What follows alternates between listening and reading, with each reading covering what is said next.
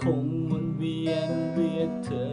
ซ้ำๆจากวันนั้นที่เธอจากไกลยังคิดถึงและยังห่วงใยแต่เธอเรื่อยมาจากวันนั้นที่เธอจากไกลจากคนรักก็กลายเป็นเลิกลาฝากแต่แพ้ให้ฉันต้องทนปวดใจก็ชีวิ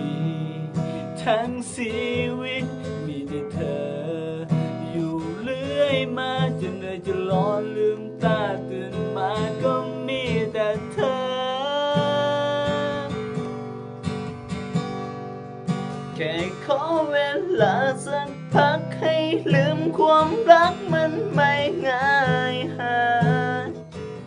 ก็คนทั้งคนใจทั้งใจสมองมันลืมซาตั้งครึ่งชีวิตที่เราได้ใช้ร่วมกันมาช่วงเวลาที่เคยให้กันภาพฝันที่เธอให้ฉันลืมไม่ไหว